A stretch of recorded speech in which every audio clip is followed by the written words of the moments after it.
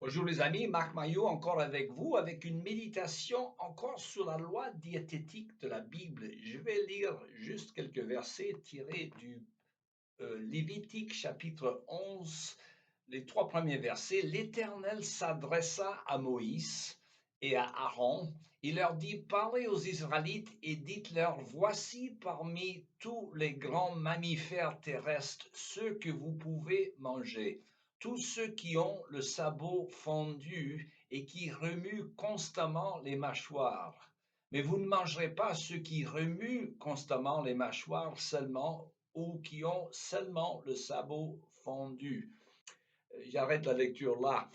Actuellement, des millions d'Américains sont obsédés par des conseils diététiques. D'ailleurs, je reçois presque tous les jours des conseils des nutritionnistes qui conseillent ce qu'il faut manger et des aliments dont il vaut mieux s'abstenir. Alors, quels sont les vrais aliments, hein? On reconnaît que beaucoup de problèmes de santé, dont le diabète et l'obésité, et j'en passe, sont la conséquence d'une mauvaise alimentation. Mais même les spécialistes ne sont pas toujours d'accord sur la meilleure manière de corriger les problèmes. La Bible aussi contient des conseils diététiques. Les raisons pour certains de ces conseils ne sont pas toujours évidentes, mais elles concernaient surtout l'hygiène, le moral et la sainteté. Je m'explique. L'hygiène, dans la mesure où certains animaux étaient intrinsèquement toxiques, comme les porcs qui, dans un pays chaud, pouvaient être facilement infectés de la trichonose. Et même les crustacés, hein, dont certaines raffolent, comme le homard, ou les mollusques, comme les huîtres, pouvaient être infectés si elles provenaient de l'eau sale. Alors maintenant, nous avons des méthodes plus fiables pour contrôler la santé des bêtes que nous mangeons, mais il n'en était pas de même à l'époque biblique. Or, Dieu voulait éviter à son peuple certaines maladies qui infectaient des peuples païens, il l'a dit d'ailleurs. Mais il y avait aussi l'interdiction morale dans le sens que certains animaux se nourrissaient mal. Alors, pour être purs, les animaux devraient ruminer et avoir le pied fendu, comme nous venons de lire, hein. De même, la pureté du croyant dépendait de la façon dont il se nourrissait et la manière dont il marchait spirituellement, hein.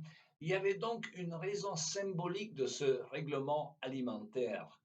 Et quant à la sainteté, le fait d'être séparé de ce qui est consacré à Dieu et ce qui est profane, disons que Dieu ne voulait pas que son peuple se rapproche trop des païens par la communion autour de la table.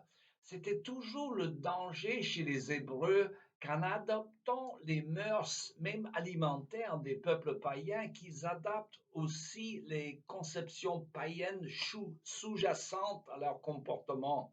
Alors, il s'agit en fait de ne pas participer aux fêtes des gens qui mangent de la viande sacrifiée aux idoles. Mais les chrétiens ne sont plus soumis à ces lois diététiques. Jésus a dit, et je le cite, ce n'est pas ce qui entre dans l'homme qui le souille, mais ce qui sort de sa bouche, hein. Matthieu 15, 11.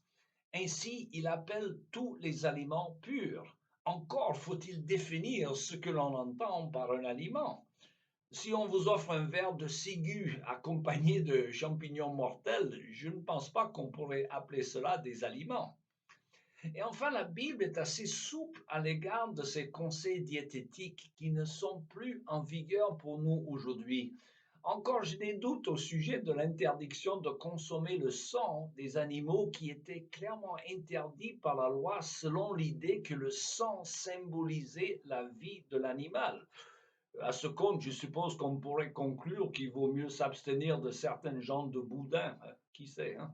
Or, dans la controverse sur l'obligation des non-juifs devenus chrétiens à l'égard de la loi, les apôtres, sous la direction de l'Esprit Saint, disaient qu'il ne fallait pas imposer d'autres restrictions sur les non-juifs, sinon, et je le cite, qu'ils ne consomment pas de viande provenant des sacrifices des idoles, du sang, des animaux étouffés et de l'inconduite sexuelle, bien entendu, hein, c'est dans le livre des Actes, chapitre 15, verset 29.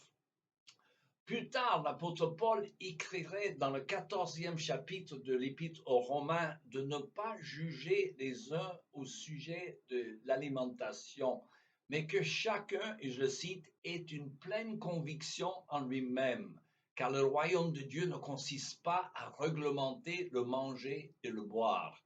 Fin de citation, en Romains 14.